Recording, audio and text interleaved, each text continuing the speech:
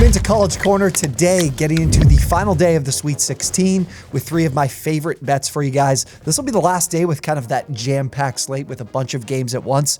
So enjoy this one. I've got three plays again for you. These are all actually going to be player props. As we get into the nitty-gritty here of late in the tournament, I don't want to force any sides or totals that I like but don't love. I want to get you guys my three favorites, so we're sticking to props today because these are ones that I really like to get into these matchups in specific and guys that I think really can perform well based on these matchups and their opponents. Now, if you guys are looking to get more information to help you bet on player props, whether it's in college basketball, the NBA, baseball coming up soon as well, props.cash is an excellent tool for you. You can look at player past performances, look at their numbers in terms of basketball for shot attempts, where they're taking their shots, how they're getting their points, and a great one for the NBA, you can actually look at games when certain players are missing and how their performance is. I'm not a big NBA handicapper, but that has helped me doing so. So if you guys are looking to get a tool to help you bet on player props across the board in all sports, props.cash is the place to do that. So go sign up. When you do, use promo code OwnersBox. The first month is going to be 25% off, so just $15. Pays for itself. Make sure you go check them out there. Let's get into these plays, though. We're starting with Houston and Miami, and I really like Jarace Walker of the Cougars over 11.5 points. Bigs have crushed Miami. I kind of focused on that in the matchup with Indiana.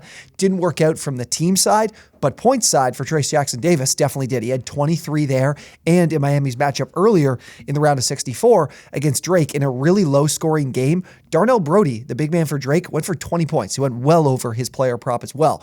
This is something you can target against this Miami team. They really struggle on the interior defensively. Their two-point defense ranks 246th in the country. Opponents are shooting 51.6% on the year, so something you can absolutely take advantage of when you're looking at player props. Walker is that guy to do so. He's gone over in 3 of his last 4 games, and what's really something to pay attention to as well, his minutes are up too.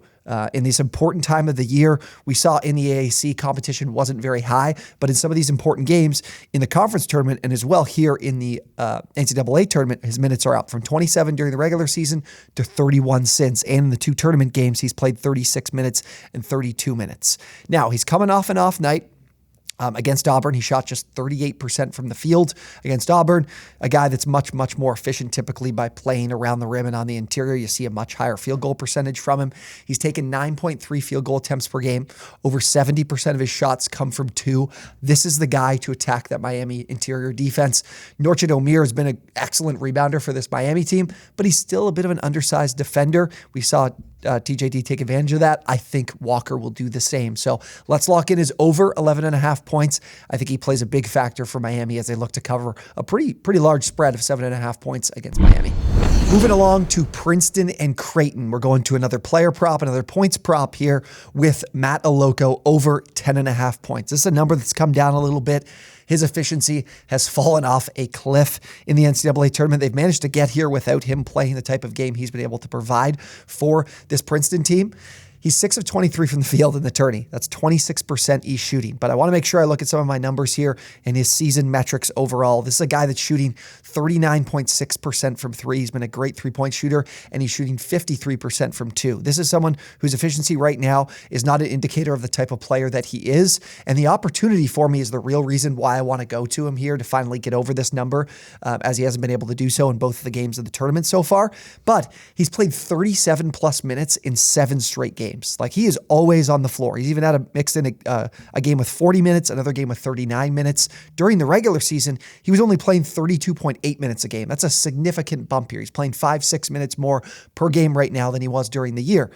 He's taking, as a result, 11.4 field goal attempts per game. So he needs to get 11 points. He's taking more than 11 field goals on average, and his season average was just 8.3. So when the minutes are up, the attempts are up, the volume is there. We just need to see more efficiency, and I'm absolutely willing to bet on with him being a guy that can get back to that efficiency as he's been doing and shown throughout the regular season and even in his own conference tournament in his conference. So what I'm looking at here with this Creighton matchup, Creighton is an excellent interior defense with Kalkbrenner, who's the defending Big East Defensive Player of the Year for the Blue Jays.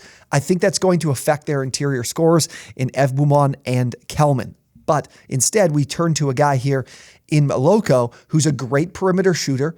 He's taken a number of threes per game. He started the tourney off 1 for 9 from three, but in a matchup here against Creighton, that's been a little bit more of a struggle for them defensively as against the three. Opponents are shooting 34%. So I like the volume. This matchup should help him. And overall here, this is a guy who's definitely going to have an opportunity to return to form. This isn't going to continue. I think he gets it right here on a number that's very, very, very low for the Princeton guard. So give me Matt Loco over 10.5 points. Last play is going to come from Texas and Xavier. I love. This is my favorite one of the three. Sir'Jabari Rice over 13.5 points. He's gone over this total. The numbers here from props.cash are very, very nice for him. He's gone over in 7 of his last 10 games. Most recently against Penn State, he did go under, which we'll get to in a little bit. But let's get into his role in this offense and what I really like to see. Minutes, again, another guy with minutes that are way up in his last 10 games. He's playing just 25.1 per game during the season. He's now up to 30 in his last 10 games. As a result, shots are up. He's taking 12.6 shots per game in his last 10. We love to see that as a guy, again, listed at 13.5 points. And a guy that takes 6.2 three-point attempts per game. He's the team's best three-point shooter. He's he's making his threes at a 36.4% rate. And again, going back to that Penn State game, coming off a game where he shot just 1 of 6 from three. That's something you won't typically see from him. Game before, he was 7 of 10 from three. So this is a guy that can get very, very hot.